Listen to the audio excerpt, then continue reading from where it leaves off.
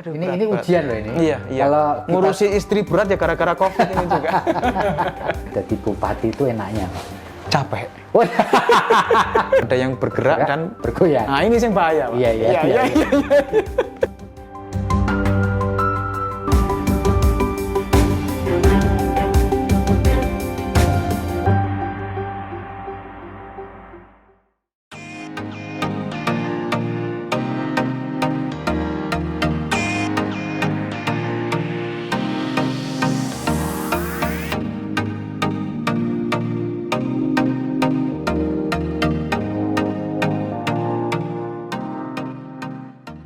Assalamualaikum warahmatullahi wabarakatuh. Salam damai sejahtera buat kita semua. Om Swastiastu, Namo Buddhaya, dan salam kebajikan. Saya Febi Mahendra, Direktur Pemberitaan Tribun Network. Kali ini berada di wilayah Kabupaten Lumajang. Saya berada di kantor Bupati Lumajang, yaitu Bapak Thoriqul Haq. Nanti kita akan ngobrol dengan Pak Bupati yang relatif masih muda mengenai kegiatan sehari-harinya, termasuk kegiatan beliau yang sering kali dimuat di media sosial. Beliau sangat akrab dengan media sosial. Yuk kita temui bersama Pak Bupati Thoriqul Haq yang akrab dipanggil Cak Thorik. Thoriqul Haq adalah Bupati Lumajang periode 2018 hingga 2023 yang berpasangan dengan Indah Amperawati.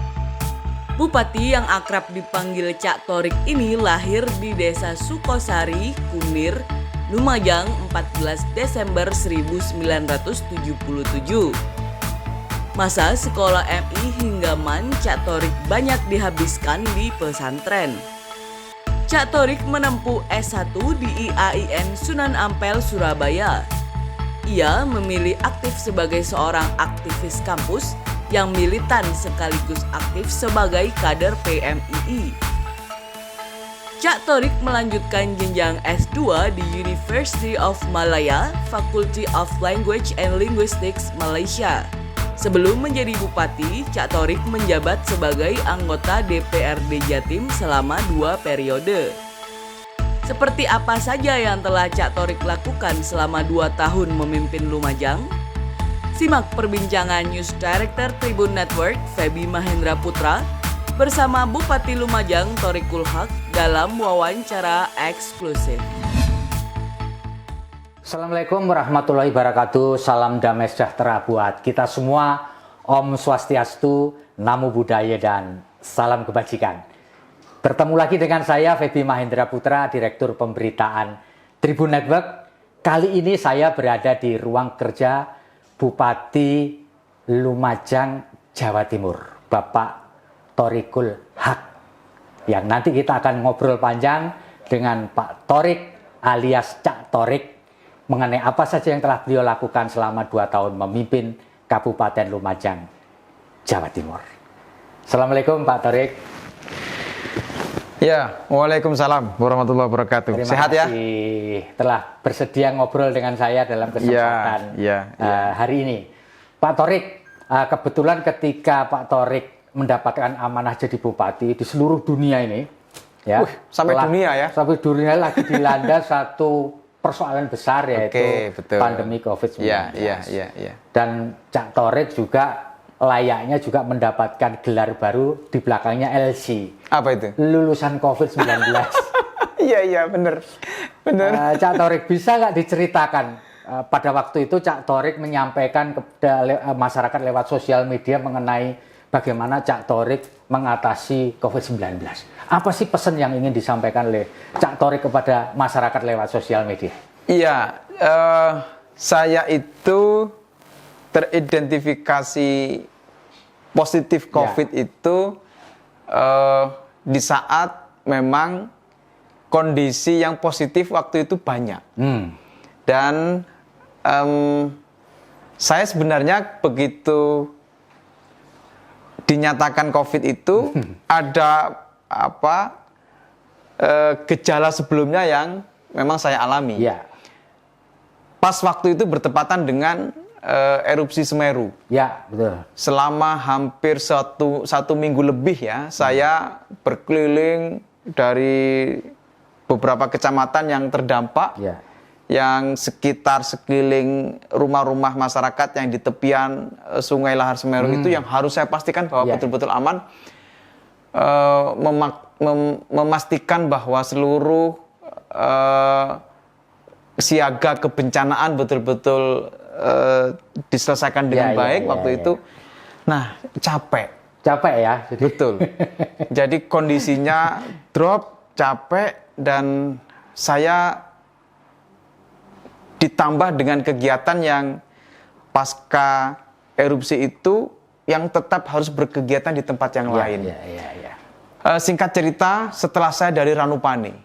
Ranupani itu desa tertinggi di lereng Semeru. Desa tertinggi Lumajang ada di lereng Semeru. Sudah capek sudah. Yang sebelumnya erupsi Semeru udah dari sana, udah capek, kondisi capek. Udah saya istirahat. Istirahat, demam tinggi. Batuk. Kemudian terasa lemas. Saya waktu itu mikirnya mungkin ini kecapean saja. Jadi saya ya sudah istirahat. Tapi karena kondisinya COVID, saya mencoba istirahat sendiri. Sudah terpisah dengan anak, terpisah dengan istri, cari kamar sendiri, udah di situ sudah istirahat sendiri. 2 hari demam tidak turun. Batuk juga tidak turun. Lemas. Saya tanya dokter, dok, ini biasanya saya minum salah satu obat itu, kalau capek udah sembuh. Kelar. Ini 2 hari 3 hari nggak kelar gimana? Langsung dokter menyarankan, Pak, swab Pak. Swab aja ya. Itu sudah agak mikir, waduh swab ini 2 pilihan, positif negatif. Ya sudah, akhirnya sudah swab. Swab pertama saya negatif, istri negatif, anak-anak negatif. Tapi dokter nggak yakin kalau saya ini negatif, karena gejala klinisnya ada. Ya sudah Pak, oke, lihat perkembangan besok. Besoknya, ya karena ingin ada kepastian itu, swab lagi. Saya swab, istri saya swab, anak-anak tidak. Anak-anak sudah dinyatakan negatif tadi itu. Sudah. Hasilnya saya positif, istri negatif.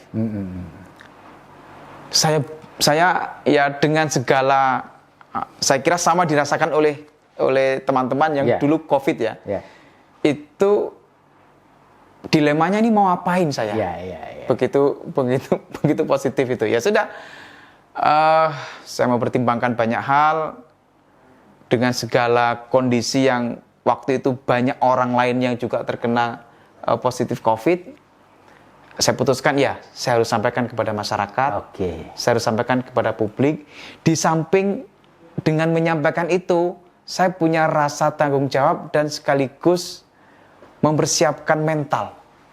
Saya harus siap mental bahwa saya juga bisa terkena COVID waktu itu. Jadi sudah bupati, komandan Banser bisa juga kan? Iya itu. Itu kan orang-orang yang mikir waktu itu yang terkena COVID hanya orang-orang yang mungkin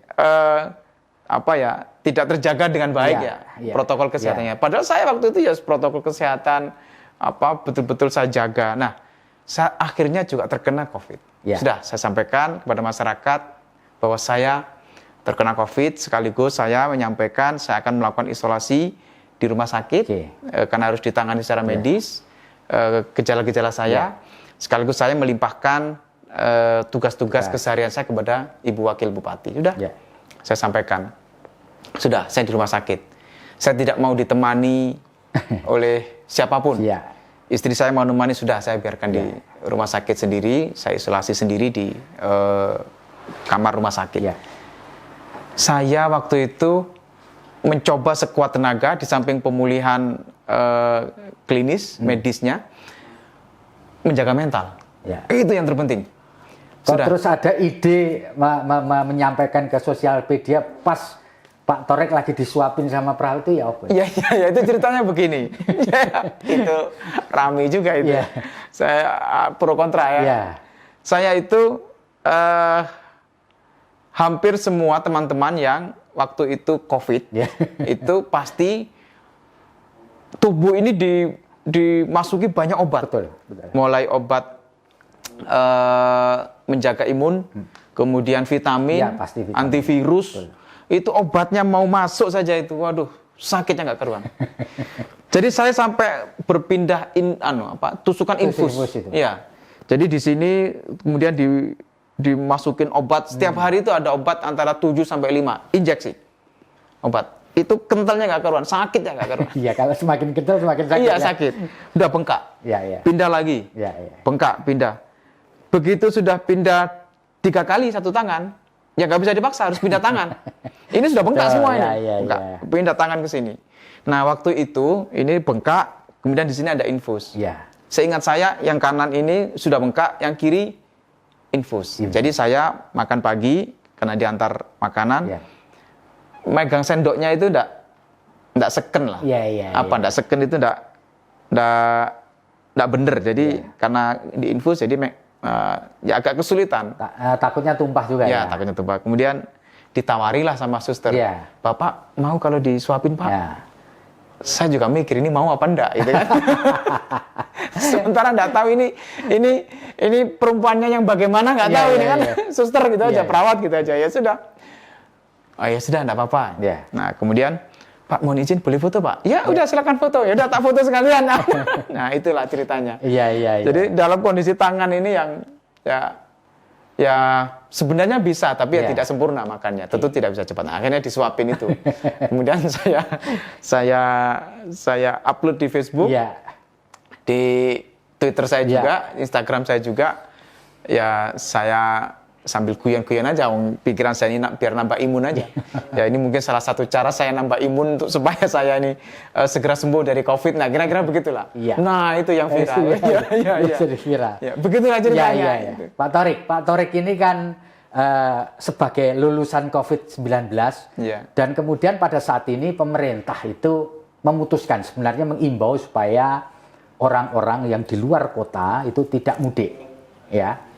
Nah, terkait dengan apa yang ingin dilakukan oleh pemerintah pusat itu, apa yang dilakukan oleh pemerintah Kabupaten Lumajang? Karena kan orang Lumajang kan banyak yang jadi diaspora kemana-mana ini kan. Gimana ini Pak Thorik? Saya itu sebenarnya begini ya.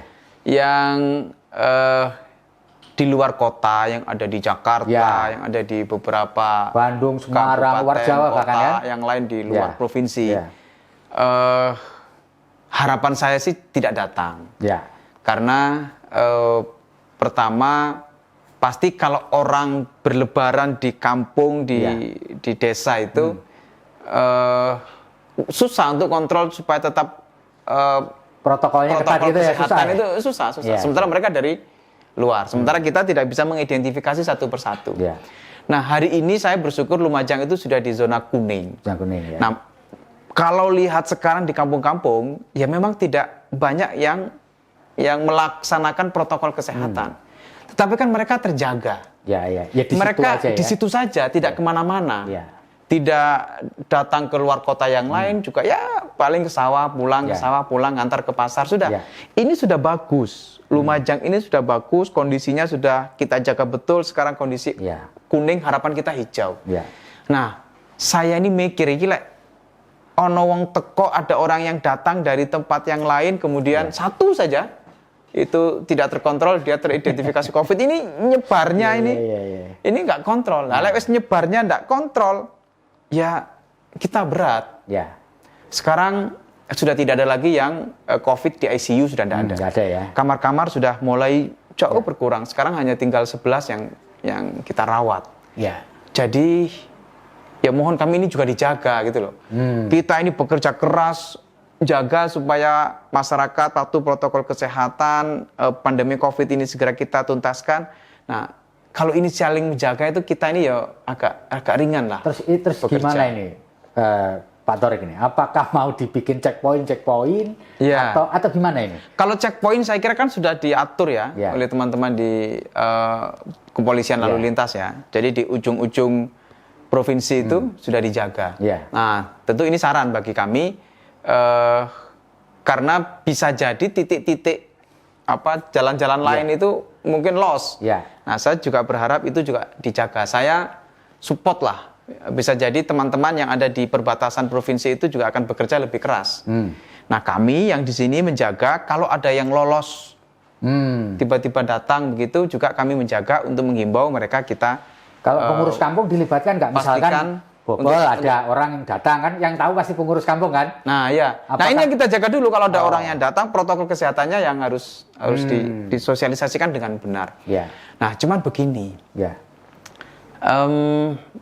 Ini ada kelonggaran mudik sebelum tanggal 6. Ya. Nah tapi saya kira tanggal ini sekarang ini sudah tanggal 14 ya. Nanti April, Mei, begitu Mei sebelum Mei tanggal 6, antara sekarang tanggal 14 sampai tanggal 6 ini bisa jadi bisa jadi orang pulang duluan. Ya. Nah, ini yang kami juga harus jaga di sini nih, jaga di jadi bawah ini. Sampai kemudian yang kuning itu statusnya berubah lagi ya? Iya. Itu berat lagi. Mau recovery-nya itu butuh waktu tidak seminggu 2 minggu. Itu yang harus kami jaga betul di daerah. Saya kira tidak hanya problem kami ya di semua kabupaten kota. Saya kira sama problemnya. Pak Thorik, kebetulan di saat ini juga program vaksinasi lagi jalan juga. Iya. Nah, saya kepingin cerita dari Pak Thorik, apakah ketika pemerintah menggelar program vaksinasi ini ada sesuatu yang barrier-nya nggak? Ada beberapa orang kan yang nggak mau divaksin karena macam-macam alasan. Di wilayah Bapak ini, di Lumajang ini, ada nggak yang warga Bapak itu yang menolak untuk divaksin dengan berbagai macam alasan tentunya? Sekarang itu kan masih fokus prioritas di pelayanan publik ya. Guru, kemudian kami yang ASN, saya juga sudah divaksin, teman-teman dari TNI dan Polri, dan pelayanan-pelayanan yang lain, lansia juga. Sampai sekarang masih belum menemukan problem-problem itu. Tapi memang ada yang misalnya tidak berkenan divaksin juga tidak dipaksa. Kecuali yang pelayanan publik ya. Akhirnya kita tahu kan ada yang ASN, perawat yang disuntik sampai dia ketakutan itu, trauma itu saya kira ya iklan kecil-kecil lah. Jadi so far sebenarnya lancar ya. Lancar. Vaksinasi lancar. Dari target, jadi wilayah Lumajang ini targetnya berapa sih Pak Thorik yang harus divaksin sampai berakhir? Maksudnya kan pasti ada target secara nasional kan sekitar 180 juta. Iya. Target kita itu sekitar 800.000. 800.000 ya? Ya, dari 1,2. Iya. Dari 1,2 penduduk ya, jumlah penduduk. Nah, 800.000 itu sekarang ya tentu masih tadi prioritas di pelayanan publik masih dalam sekitar 89%. 89%. Tetapi bahwa pelaksanaan vaksinasi untuk pelayanan publik ini sudah hampir tuntas. Gitu ya? Sudah sampai di tingkat pemerintah desa sudah. Iya. Cak Thorik, kalau dilihat dari ini, dari target yang 800.000 itu, menurut perkiraan jenengan ini kapan tuntasnya? Kira-kira tahun 2022 atau mungkin malah 2023? Kan begini nih. Ya. Kalau dalam rentang waktu 1 tahun ini, daerah-daerah yang seperti kami sudah punya room cool, tempat penyimpanan vaksin itu tersedia, itu sebenarnya lebih punya akses berbanding daerah yang tidak punya room cool. Nah, Lumajang punya. Jadi misalnya drop vaksin nih dari provinsi kepada kami, kita sudah punya tempatnya. Tinggal nanti ini didistribusikan ke pelaksana tugas di masing-masing. Kalau di Jawa ya, terutama di kami Lumajang ini yang aksesnya tidak sulit, pelaksanaan vaksin tidak sulit. Saya kira akhir tahun ini maksimal pertengahan tahun depan sudah bisa tuntas. Pertengahan tahun depan ya tuntas. Kalau mau ketersediaan vaksin dengan pelaksanaan yang sesuai dengan jadwal ya. Itu akhir tahun ini bisa kami maksimalkan lah. Ya. Baik, Cak Thorik. Selain aktif di pemerintahan, saya ini termasuk fansnya jenengan karena saya sering nonton Anda di YouTube. Iya. Sudah subscribe belum? Ya, sudah. Kan? Sudah subscribe. Nah, gimana Pak? Apa sebenarnya nawaitunya Cak Thorik itu banyak tampil di ruang sosmed, termasuk dengan segala dinamika. Saya melihat Cak Thorik bertengkar atau bukan berdebat ya. Dimarahi orang saya, Pak. Iya, dimarahi orang berdebat, lalu sidak operasi lah, sidak pembangunan jalan, lalu kemudian sidak ke berbagai tempat tempatnya orang main skateboard dan seterusnya yang proyek ini. Itu kira-kira pesan yang ingin disampaikan apa lewat Lumajang TV kalau nggak salah itu ya? Anunya akunnya di YouTube ya? Gimana cara itu? Saya itu berkaca saja. Hari ini rata-rata media nasional, media cetak, elektronik, semua hampir melakukan ekspansi ke media sosial. Program-program nasional yang hit-hit itu, hampir hari ini semua punya akun media sosial. Nah, termasuk Tribun. Saya kemudian mengeksplorasi, nah kita nggak bisa kemudian memaksakan cara-cara yang konvensional dengan perkembangan media sosial hari ini yang tidak bisa terbendung, nggak bisa dibendung. Nah, saya kemudian mencoba mencari beberapa titik temunya. Pemerintah itu pasti harus menginformasikan kepada masyarakat terkait dengan seluruh apa yang dilakukan. Nah, kemudian saya mencoba meramu. Kita punya dinas Kominfo. Tetapi seringkali kalau pemerintah yang menyampaikan dalam ruang resmi itu daya terimanya kurang. Berbanding kaku, terus kemudian formal, terus kemudian menyampaikannya itu kayak orang baca berita zaman dulu lah. Nah, itu yang hari ini saya coba cari ruang baru. Saya alhamdulillah ada banyak teman-teman yang aktif di media sosial, baik YouTuber. Tapi Cak Torek punya tim ya? Kelihatannya punya tim gitu loh. Karena terstruktur. Nggak asal gitu saya lihatnya. Tim yang terbentuk secara struktur banget sih tidak. Mereka ini teman-teman yang dulu ngobrol dengan saya, berbincang dengan saya, berdiskusi dengan saya. YouTuber pada umumnya. Ya sudah gini aja deh, kamu ikut saya. Ikut saya, nanti sekaligus dengan teman-teman wartawan yang lain, saya berkegiatan ikut. Saya ngapain saja ikut. Kemudian ya sudah ikut. Soal saya turun ke masyarakat itu ya memang saya itu kalau duduk di ruang kerja terus itu panas apa apa ya jenenge apa namanya ya ndak nyaman. Ndak nyaman ya. Ya. Begitu ada dengar informasi ini itu ya saya harus cek langsung. Saya harus lihat langsung.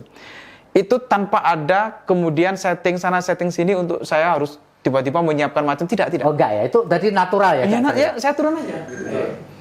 Begitu turun ketemu problem dengan masyarakat, biasanya orang lapor, orang punya masalah menyampaikan kepada saya. Ya saya turun saja. Begitu turun kemudian saya pasti menemukan masalah. Begitu menemukan masalah, dialoglah saya. Begitu dialog itu kira-kira ada orang-orang yang mungkin menurut saya ini kok di luar kepentingan publik, kepentingan umum yang harus terjadi. Kok ini mikirnya diri sendiri, mikirnya egonya masing-masing. Nah, pasti itu terjadi dialog dan debat. Nah, begitu debat ya sudah. Ya mereka mungkin los saja. Mereka mungkin menyampaikan apa saja kepada saya ya sudah. Nah, kemudian saya biasanya kumpul sama teman-teman. Cak, ini gimana? Ini orang marah-marah ke sampean. Ya sudah, enggak apa-apa. Proses editingnya Cak Torek ikut nggak? Enggak, itu terserah kepada mereka gitu. Iya, terserah mereka. Iya. Karena itu ya mereka punya kreativitas sendiri. Karena ya tambah dibumbu-bumbui sama teman-teman. Cak Torek sering baca komentar di YouTube, komentar di Facebook, rata-rata positif. Sampai merasa bangga nggak?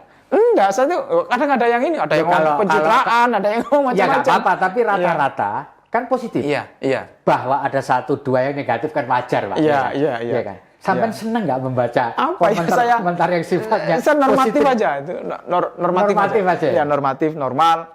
Saya begini, ya seharusnya begini kok. Ya. Siapapun ya. Cak Torek. Misalnya nih contoh. Saya waktu itu datang saja berkegiatan penanaman pohon di Kelaka. Ketika acara itu ada tiba ibu-ibu bawa anak melaporkan kalau sekolahnya ditutup. Iya. Itu kan? Nonton. Nah, saya nggak ada pikiran, nggak ada rencana ini mau mau jadi viral nggak ada. Ya sudah, saya datang ke lokasi itu. Sampai buka ya, iya, tak buka dewe. Nah ini orang-orang takut ya, saya bilang. Pak Kepala Desa, saya bilang, loh kenapa takut? Pak, ini nanti orang itu marah loh. Kalian ini benar kok. Terus kalau benar takut gimana, saya bilang gitu. Oh ini sekolah, ini dipakai dulu sudah lama jadikan sekolah. Nah terus sekarang tiba-tiba ditutup oleh sepihak orang, nggak boleh begini. Itu spontan saja. Spontan. Ya. Dan kebetulan timnya ikut ya. Nah, itu kan ada kegiatan sebelumnya. Iya. Sebelumnya berkegiatan. Betul. Tidak merencanakan ke situ. Betul. Ya, kegiatannya terencana, tetapi datang ke sekolah buka. Iya, itu. Penutup itu. Nah, menurut wartawan, sing menarik iki, Cak. Ya terserah makmu. Ya terserah kalian. Iya. Ya sudah, itu. Iya. Itu mengalir begitu saja. Nah, Cak Torik, siapa yang sering Anda jadi model? Karena model Cak Torik ini kan juga dilakukan oleh Gubernur Ganjar Pranowo, dulu oleh Ahok, terus Bu Risma, kan? Lalu kemudiannya terakhir ini Gibran, gitu ya. Artinya orang-orang yang dengan spontanitas tinggi ini punya pencitraan yang baik lah. Iya. Emang Cak Torik ingin sesuatu lebih ketika nanti bukan lagi hanya bergerisah di Lumajang. Emang punya cita-cita lebih yang? Saya ini ya begini ini. saya begini nih saya ini. Jadi ini spontan natural aja ya? Natural. Saya sekali lagi begini. Saya tidak punya rasa ingin yang itu di luar jangkauan pikiran hari ini. Enggak, saya enggak. Saya pokoknya hari ini ya caranya gimana saya ini bisa bekerja keras, masyarakat terlayani dengan baik, kebijakan saya manfaatnya bisa dirasakan oleh masyarakat. Itu sudah hal yang menurut saya ini yang harus saya lakukan. Tapi Cak Torik paham nggak bahwa aktifnya di sosial media itu akan menaikkan rating Cak Torik, banyak dikenal bukan hanya di Lumajang dan regional. Saya enggak mikir begitu. Saya jari gitu ya. Iya, saya punya Facebook ya, sebelum jadi bupati ya sudah punya Facebook lah. Ya mungkin karena sekarang jadi bupati, kemudian yang meminta pertemanan semakin banyak gitu, yang like semakin banyak gitu. Saya juga awal-awal itu mencoba mencari cara. Bagaimana caranya untuk supaya cepat bisa diselesaikan. Ini contoh.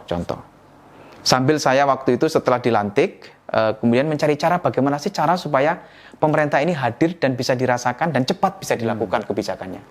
Suatu saat saya berkeinginan untuk ada salah satu tempat prostitusi,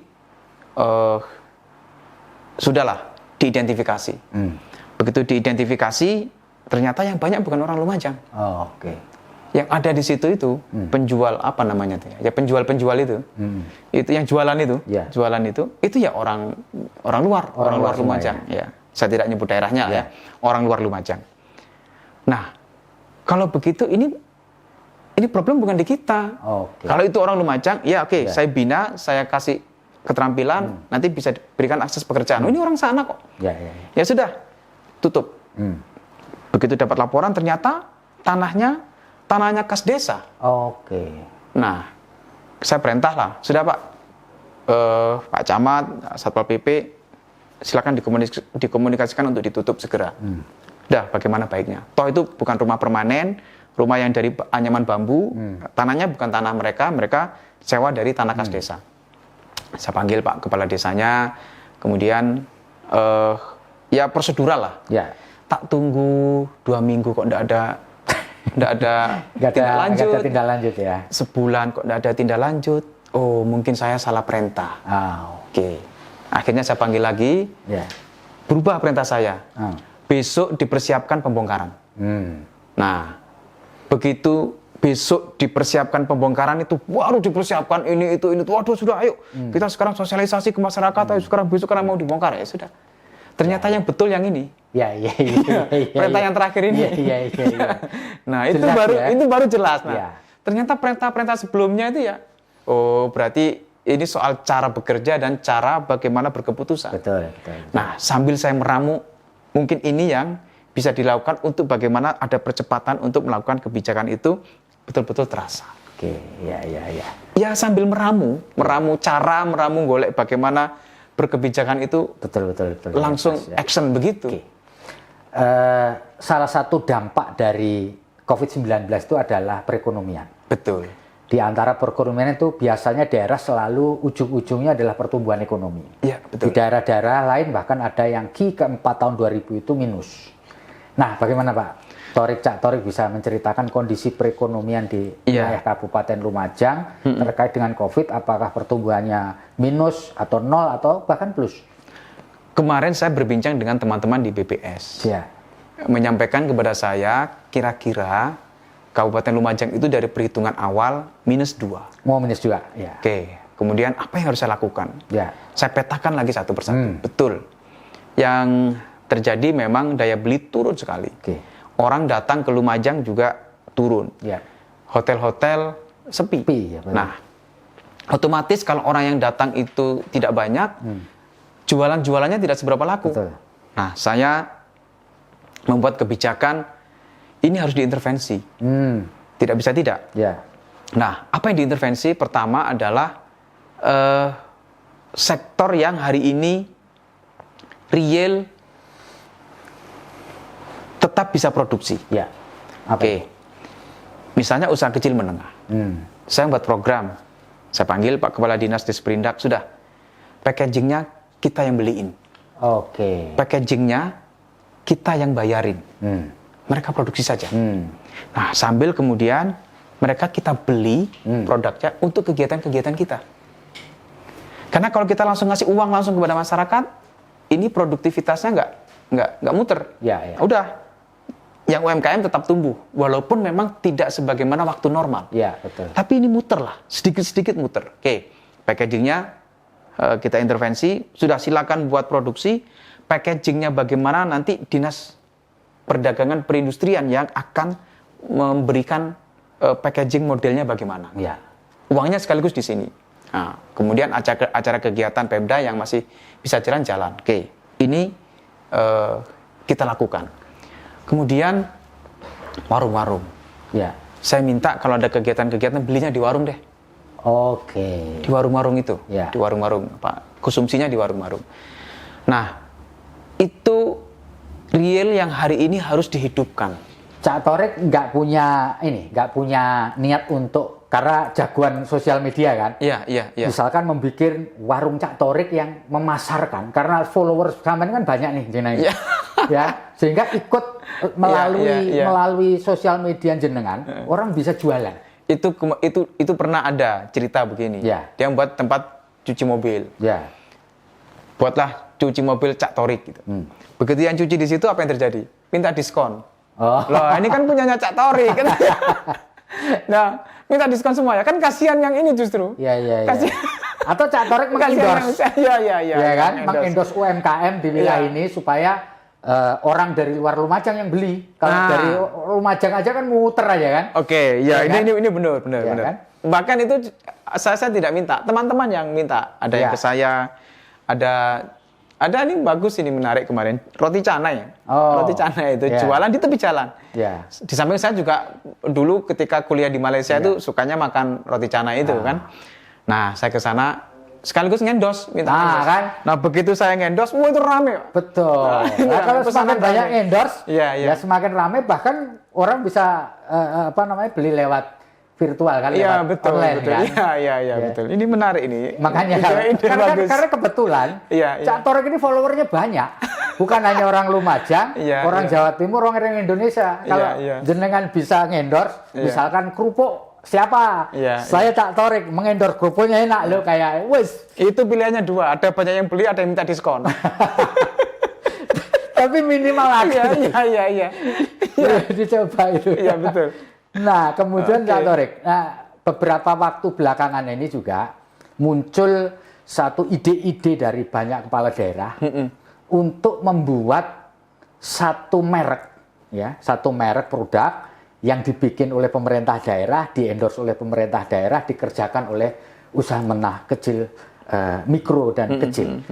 Ada nggak keinginan itu supaya real dibantu oleh UMKM dengan cara bahwa pemerintah daerah yang bertugas memasarkan dan kalau perlu memberikan endorse kepala dinas, bupati dan seterusnya, wakil bupati.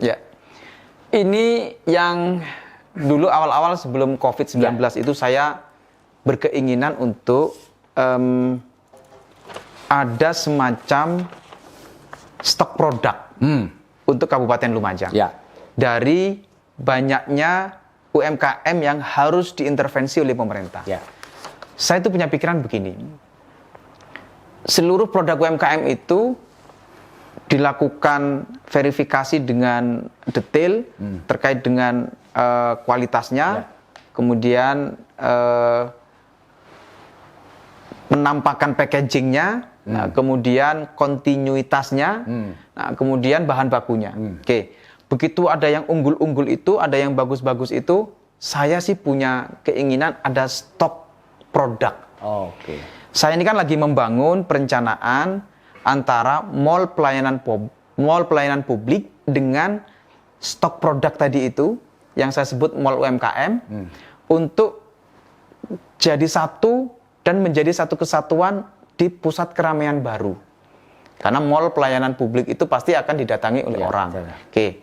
Nah, gambaran saya, stok produk ini selain juga menjadi etalasenya di mall UMKM itu, juga menjadi jejaring dengan marketplace. Ada yang menyarankan kepada saya, kenapa tidak buat marketplace sendiri UMKM Lumajang? Saya sampaikan berat.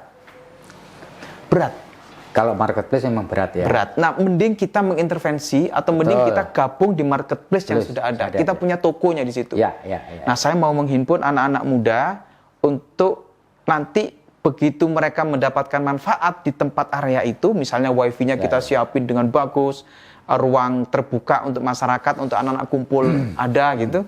Nah, mereka kita bebani, kita beri tanggung jawab untuk menjualin produk-produk yang ada di stok produk tadi itu. Nah, ini sedang berlangsung. Semoga COVID-19 ini segera selesai. Amin.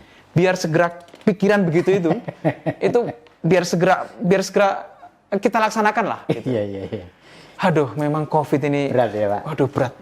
Cak Torik, di anggaran berat, di program berat ya? Aduh, berat semua. Semua berat ya. Aduh, ini berat. Ujian loh ini. Iya. Kalau ngurusi istri berat ya gara-gara COVID ini juga. Gitulah. Cak Torik selama 2 tahun lebih lah memimpin wilayah ini. Apa yang paling berkesan buat Cak Torik ini? Selain apa yang sudah disampaikan di medsos ya. Iya. Saya ini basically saya politisi. Iya. Saya dulu di DPRD Jawa Timur 2 periode. Saya dulu ketika mahasiswa aktif demo lah. Demo aktif ya dipukulin waktu itu ya, dipukulin aparat waktu itu. Ya dikejar-kejar sudah itu sudah kehidupan waktu itu. Saya ini punya banyak pikiran, punya banyak harapan yang bagaimana kiranya saya ini bisa melakukan direct kepada apa yang teringinkan tadi itu, apa yang diharapkan tadi itu. Nah, begitu jadi bupati itu, saya merasakan ada banyak yang bisa saya sentuh. Sekedar, misalnya orang yang sakit yang tidak tertangani sekian waktu, itu begitu saya datang, ini segera bisa ditangani. Itu ya yang paling berkesan ya. Jadi bisa langsung mengeksekusi gitu ya. Iya, jadi saya ini kan suka sepeda motoran. Kadang keliling itu ya naik motor begitu aja. Keliling, tiba-tiba berhenti di rumah masyarakat. Tiba-tiba saya kalau ada orang panen saya datang. Itu saya merasakan begitu langsung apa yang disampaikan masyarakat itu, saya punya banyak imajinasi pikiran. Soal misalnya harga ketika panen murah. Saya pernah suatu saat mendatangi orang panen cabai yang harganya murah sekali. Harganya ya sekitar Rp600 per kilo ya. Iya, per kilo itu antara panennya nggak nutut. Itu gimana? Terus gimana? Ya sudahlah, apa yang bisa saya beli saya beli. Sudah, berapa yang bisa saya beli sudah. Walaupun itu tidak bisa menyelesaikan secara keseluruhan, tapi bisa saya lakukan. Itu kesan yang saya sekian waktu merasakan, kok betapa manfaatnya ya. Hadir di masyarakat itu. Sebagai pejabat eksekutif ya. Iya. Tapi ngomong-ngomong ini, kalau saya tanya jujur, Cak Torik, jadi bupati itu enaknya apa? Capek. Jadi enaknya capek. Iya, enaknya capek. Jadi lelahnya itu enak. Gitu ya. Jadi seharian ya keliling ya. Ya. Terus ya apa ya? Ya capeknya itu masuk di hati gitu loh. Gitu ya. Jadi puas itu ya. Iya, capek tapi puas. Capek, gitu ya. Iya kan ada biasanya gitu ya. Ya. Orang capek tapi lego. Misalnya gini, orang pendaki itu. Pendaki itu mau naik ke atas puncak, ke Semeru itu ya. Dia kan capek itu. Iya. Capek, tapi begitu nyampe itu capeknya itu sumbut gitu loh. Sumbut ya. Itu ya yang dirasakan. Iya. Cak Thorik ini pembaca kita tentu kepingin tahu juga cerita singkat mulai Anda dari kecil sampai kemudian mencapai posisi sebagai Bupati Lumajang. Itu bisa diceritakan Cak Thorik? SD-nya di mana, SMP-nya di mana, kemudian sekolahnya di mana sampai jadi anggota B dan kemudian jadi bupati. Monggo. Saya ini basicnya itu ya orang desa. Ya. Orang kampung yang almarhum bapak saya itu mengasuh langgar. Mengasuh musola. Kiai kampung lah. Ya. Saya kelas 3 SD itu sudah dimasukkan pesantren. Ya. Di Lumajang? Di Lumajang. Jadi ada pesantren anak-anak. Itu di Pondok Darul Falah Deno. Ya. Sambil saya sekolah di MI Nurul Islam Deno. Udah. Jadi sejak kelas 3 ini di pesantren. Sudah tidak bersama orang tua. Ya. SMP, saya juga di pesantren. Di Pondok Tinanyar Jombang. Sambil merantau ya, keluar dari Lumajang. Ini sudah keluar Lumajang. Kemudian aliyah saya di Malang. Di pesantren. Malang. Di pesantren juga. Ya. Sambil sekolah di Man 1 Malang, pesantrennya di Al-Fadholi Malang. Jadi basic pesantren saya memang kental. Dari kecil ya. Kemudian mahasiswa saya di Surabaya, di UIN Surabaya. UIN Surabaya. Masih IAIN waktu itu? Iya, waktu itu IAIN. Disitulah saya jadi demonstran. Jadi aktivis, ikut organisasi ekstra, PMI? Iya, saya PMI. Kemudian saya terpilih sebagai Presiden BEM. Ya. Nah, begitu terpilih sebagai Presiden BEM ya sudah. Itu kuliah tahun berapa, masih ingat? 96 saya masuk. 96, sebelum reformasi ya? Sebelum reformasi. 98 itu sudah mulai menduduki DPRD sampai ke Jakarta, bolak-balik sudah itu. Berarti itu tahun kedua kuliah? Ya, tahun kedua, tahun ketiga. Tahun kedua itu 97 masih demo masih sedikit itu. 97 masih demo masih digebukin itu. Ya. Kemudian 98 baru ada gelombang demonstrasi yang besar. Nah, itu sudah demo sudah tidak seberapa digebukin itu. Karena temannya banyak. Nah, dulu temannya enggak banyak yang 97. Nah, itu sudah jadi aktivis saya. Aktivis pernah tidur seminggu di kantor DPRD Jawa Timur itu. Iya. Nah, ya. Tapi nggak pernah sempat demo ke Jakarta? Ke Jakarta. Oh, ke Jakarta juga. 98, 99. Udah. Bolak-balik ke Jakarta ya? Udah, 98 Jakarta. Saya merasakan naik kereta yang kucing-kucingan sama... Nggak bayar ya? Ya, nggak bayar. Ya, naik kereta sama kondekturnya apa? Kondekturnya dia. Nggak bayar, kondekturnya jalan ke sana, saya jalan ke belakang, gitu kan. Kemudian sama teman-teman di pembatas gerbang itu, gerbong, di pembatas Bordes gerbong, ya Bordes itu, gitu kan, ngumpul, kalau ada kondektur, kasih seadanya duit, gitu kan. Jadi, itu saya lakukan, begitu itu. Di Jakarta, Setelah lulus IAIN, lanjut? Saya setelah lulus IAIN, terakhir saya jadi Presiden BEM ya waktu itu, kemudian lulus dari UIN, dari IAIN, saya melanjutkan kuliah di Malaysia. S2 di University of Malaya. Ngambil apa itu? Ngambil linguistik. Linguistik ya. Saya basic saya itu sastra. Sastra Arab. Kuliah di IAIN itu saya memang suka dengan ilmu kebahasaan. Bukan sastranya tapi kebahasaannya, linguistiknya. Nah, kemudian S2 saya juga linguistik. Saya itu dulu kepinginnya jadi dosen. Oh, awalnya jadi dosen. Karena belum punya pikiran bagaimana caranya masuk jalur akses politik itu belum punya pikiran begitu. Oke, sudah kuliah yang linear lah. Nah, di Malaysia kuliah betul saya. Saya enggak dapat beasiswa di Malaysia itu. Sambil kerja. Sendiri ya? Iya, biaya sendiri.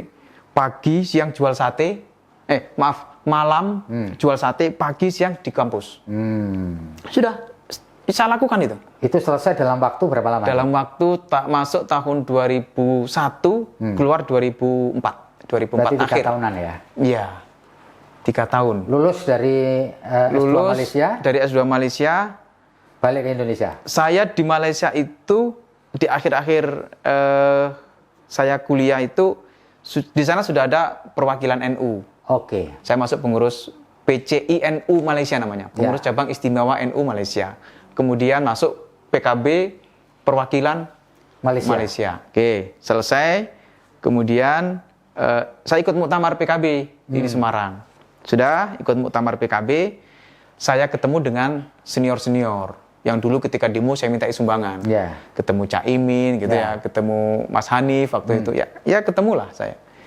Sudah selesai, begitu selesai kegiatan itu, kegiatan muktamar PKB, saya lapor lah. Cak, saya sudah selesai kuliah. Kepada Cak Imin? Kepada Cak Imin, kepada Mas Hanif juga waktu itu. Ya terus kamu gimana? Ya saya titip diri saya sendiri ini, gimana? Ya sudah, akhirnya saya di waktu itu disuruh-suruh lah, disuruh-suruh secara pribadi. Di DPP? Ya, di DPP PKB, disuruh-suruh lah secara pribadi, hingga saya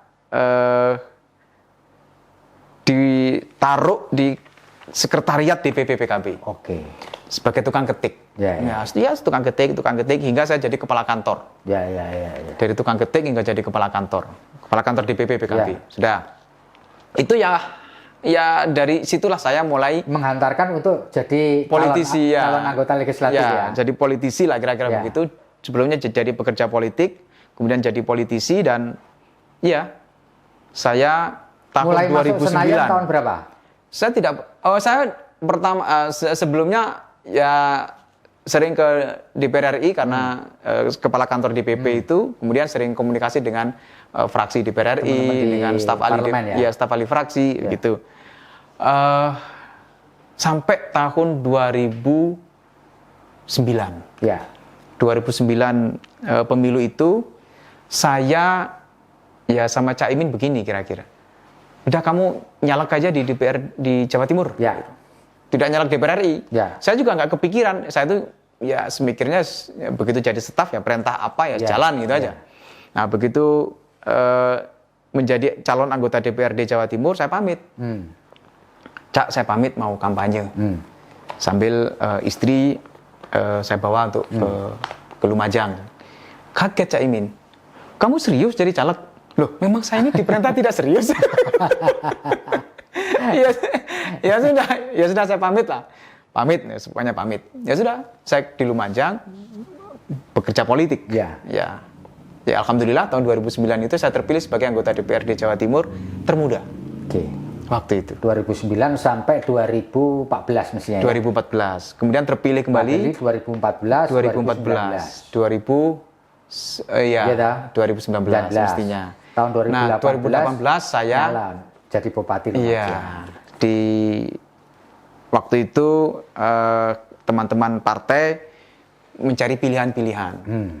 Ya, salah satunya saya diminta oleh teman-teman yang di internal PKB di Lumajang untuk dicalonkan sebagai bupati waktu itu. Saya ini loh, menarik ini supaya menyampaikan secara terbuka. Saya waktu itu sudah, kamu coba saja jalan di Lumajang, bagaimana nanti lihat elektabilitasmu. Nah, gitu kan. Kemudian lihat elektabilitas nggak naik-naik. 7%, 8% gitu lah. Karena saya waktu itu berhadapan atau kompetitornya adalah incumbent. Waktu itu Pak Kiai As'ad yang bupati dan kemudian dicalonkan oleh PDIP waktu itu sebagai calon bupati. Nggak naik-naik. Tapi waktu itu Cak Thorik sudah aktif di sosial media belum? Ya, itu sudah. Sudah ya? Sudah punya Facebook, tapi ya tidak sebanyak yang sekarang. Viewernya like-nya atau pertemanannya. Ya, pertemanannya belum banyak ya. Belum banyak sekarang. Ya setiap kegiatan saya masukkan di Facebook, di Instagram, di Twitter. Jadi sejak dulu begitu. YouTube belum ya? YouTube belum. Dan saya sempat diputuskan untuk tidak dicalonkan. Iya. Karena itu tadi elektabilitasnya nggak naik. Terus, nah begitu tidak dicalonkan, proteslah kader-kader PKB di sini. Saya juga bingung. Saya ini kalau maju ini gimana? Pilkada ini juga bukan hal yang sederhana kan? Betul. Bukan hal yang selesai besok saya bilang begitu. Nah, saya mikir juga. Ya, prinsip saya ya sudahlah, ini mana yang terbaik bagi saya. Saya sudah diputuskan mundur ini, tidak dicalonkan kembali untuk mencari calon lain. Aduh. Kemudian ada protes dari bawah, ya saya diminta musyawarah. Sudah ayo ikhtiar bareng-bareng. Soal konsekuensi politik ya sudah. Itu menjadi jalan yang harus saya tempuh dengan segala resiko sebagai seorang politisi. Sudah, saya ikhtiar. Nah, saya bersyukurnya bertemu dengan Bunda Indah, Wakil Bupati, yang waktu itu pertemuannya seperti keluarga. Gitu ya. Seperti pertemuan keluarga. Tidak lagi berbicara soal berbagi politik yang ekstrim, rumit-rumit gitu. Enggak, ya sudah. Karena beliau basicnya pemerintahan waktu itu, ya sudah nanti soal pemerintahan bagaimana kita atur supaya tidak saling ada yang dominan. Nah, sudah. Nah, ada titik temunya. Jadi kayak model orang lamaran itu loh. Asik aja gitu. Iya, saya ketemu dengan keluarganya, dengan suaminya Bunda Indah. Kemudian Bunda Indah balesi saya ketemu dengan keluarga, dengan adik kakak saya. Terus kayak orang menikah. Iya, gitu. benar itu. Ya, sudah ketemu itu dan kemudian komitmen bersama. Ayo sudah ikhtiar bersama, politik kebersamaan ini kita bangun. Saya dari PKB, beliau dari Gerindra. Sudah membangun politik, kampanye itu bareng. Gitu ya. Keliling bareng. Kalau keliling sendiri itu nggak asik ya? Iya, nggak afdol gitu ya? Nggak kayak ada yang kurang gitu. Nggak asik rasanya. Udah keliling bareng. Sampai kita ini punya, ya karena waktu itu ya, kadang kampanye listriknya tiba-tiba mati. Wis nginai wis. Sudah, kita bawa sound system, bawa genset, sudah, sak mobil. Jadi begitu turun ke masyarakat, sudah siapin genset, sound system, wah langsung sudah. Saya sambil nyanyi-nyanyi sedikit lah, ya kan selawat-selawat, begitu. Sudah mau listrik mati, enggak mati, wah jalan terus itu. Iya. Nah akhirnya pilkada dan terpilih, begitulah. Cak Thorik, ini pertanyaan saya terakhir nih. Ya. Ada sekitar 300 kepala daerah, yang kemudian harus nyantri di lembaga pemasyarakatan karena kasus korupsi. Iya, itu yang. Nah, bagaimana Cak Thorik ini sebagai tokoh muda, ya, yang sangat dikenal, untuk mencegah supaya Cak Thorik sendiri dan staf tidak harus berurusan dengan 3 huruf itu, KPK. Ya, apa caranya? Iya, saya kira itu komitmen siapapun ya, harusnya komitmen siapapun, termasuk saya. Kadang saya itu juga dalam diri saya ini bukan orang yang bersih-bersih amat dengan segala kondisi yang hari ini harus kita jaga semuanya. Saya sampai kadang berpikir apakah kebijakan saya ini juga nanti ada orang yang dirugikan, ada orang yang tersakiti. Saya kadang berpikir begitu juga. Tapi ya sudahlah, saya ikhtiar dengan niat tulus. Apa yang saya lakukan ini dengan doa dan langkah yang harus betul-betul saya pastikan saya terhindar dari semua hal yang buruk itu. Soal godaan banyak, soal orang yang mungkin punya keinginan macam-macam banyak. Godaannya banyak ya terus. Banyak kan, ya. Baik godaan yang bergerak maupun yang tidak bergerak. Itu ngatasi itu gimana Cak Thorik untuk ini godaan enak gitu kan? Gimana, apa yang biasa dilakukan? Mungkin kalau godaannya tidak bergerak itu bisa lebih mudah. Yang bergerak ini loh. Godaan yang bergerak ini loh. Iya. Atau ada godaan yang tidak bergerak itu tidak bergoyang. Iya. Ada yang bergerak dan bergoyang. Nah, ini yang bahaya, Pak. Iya. Aduh, ya doa. Doa sambil berikhtiar dengan sekuat tenaga untuk terhindar dari itu semuanya. Saya juga sampaikan ke teman-teman yang ada di birokrasi. Pertama, saya ingin pastikan sistemnya. Oh, sistem. Ya, sistem bagaimana caranya supaya orang itu tidak bertemu langsung. Tidak bertemu dengan urusan-urusan. Jadi memanfaatkan teknologi 4.0. Ah, ya. Sambil juga menjaga komitmen. Ya. Karena menjaga komitmen, saya juga harus menjaga komitmen walaupun ada saja yang harus saya benahi, yang harus saya lakukan langkah-langkah untuk lebih transparan. Ya, saling menguatkan. Gitu ya. Itu yang rumusnya. Itu rumusnya itu.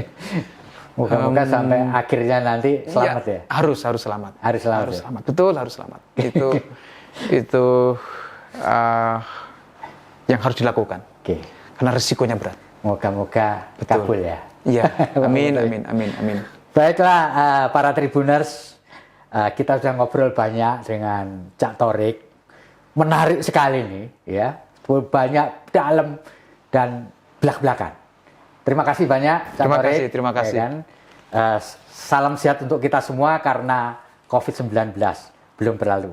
Demikian, Assalamualaikum warahmatullahi wabarakatuh. Saya Fabi Mahendra, undur diri. Salam sehat.